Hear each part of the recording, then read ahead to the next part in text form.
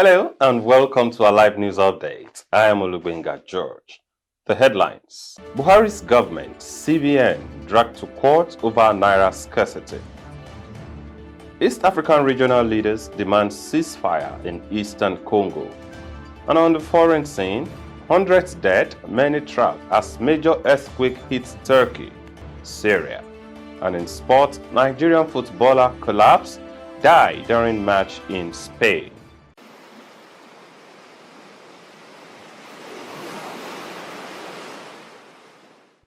Now the news in detail. Three state governments, being ruled by the All Progressives Congress, have dragged President Muhammadu Buhari's government to court over the new Naira policy introduced by the Central Bank of Nigeria. Reacting to the current hardship suffered by the state citizens following the CBN's Naira redesign policy, the governments of Kaduna, Kogi, and Zamfara reportedly dragged the federal government before the Supreme Court, seeking a restraining order to stop the full implementation of the policy. In a motion ex parte filed on their behalf by their lawyer, Abdul Hakim Uthman Mustafa SAN, the three northern states are urging the apex court to grant them an interim injunction, stopping the federal government either by itself or acting through the CBN, the commercial banks, or its agents from carrying out its plan of ending the time frame within which the now older versions of the 200, 500, and 1,000 denominations of the Naira may no longer be legal tender on February 10, 2023. The plaintiffs in the suit are the three attorneys general and commissioners of justice of the three states, while the Attorney General of the Federation and Minister of Justice Abubakar Malami SAN is the sole respondent. Meanwhile, a former national chairman of the APC, Adams Oshiomhole, said on Sunday that the CBN deceived President Buhari into approving the Naira redesign policy. Oshiomhole, during an interview, argued that the Naira redesign was aimed at sabotaging the 2023 presidential elections. Away from that to other stories, East African regional leaders on Saturday renewed their call for an immediate ceasefire by all sides in the conflict in Eastern Democratic Republic of Congo that pits the country's military against a rebel group it has accused Rwanda of supporting. At the summit in Burundi's capital, Bujumbura, the leaders of the regional Eastern African community called for an immediate ceasefire by all parties, adding to a communique issued at the end of the meeting. The conflict has inflamed regional tensions, with Congo accusing neighbor Rwanda of backing and sponsoring the Tutsi-led rebellion.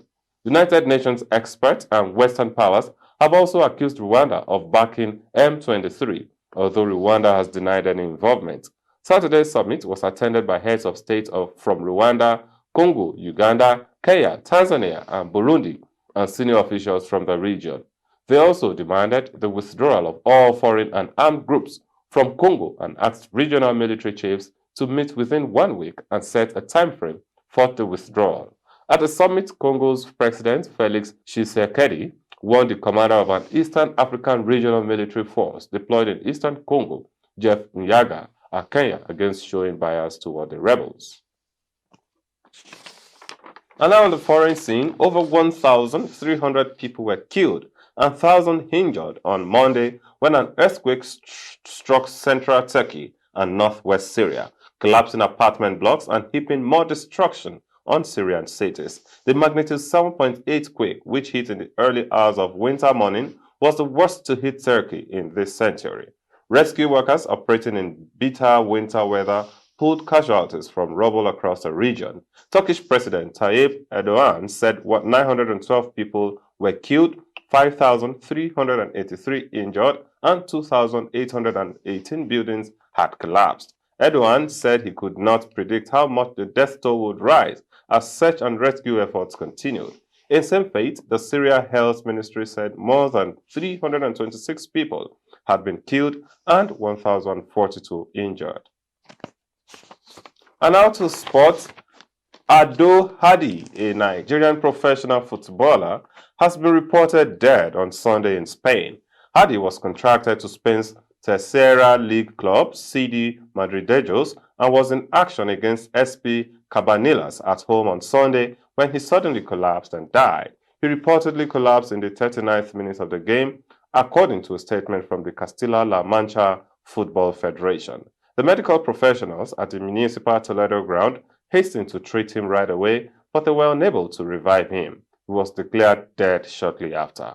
According to transfer outfit Transfer Market, Hardy, who played as a defender, joined the MPFL team Jigawa Golden Stars on May 1, 2021.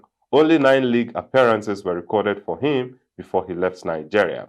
Hardy was one of the 4 Nigerian players plying their trade at CD Madridejos up to his death. And that's all on News Updates. I'm Olubenga George. Enjoy the rest of your day.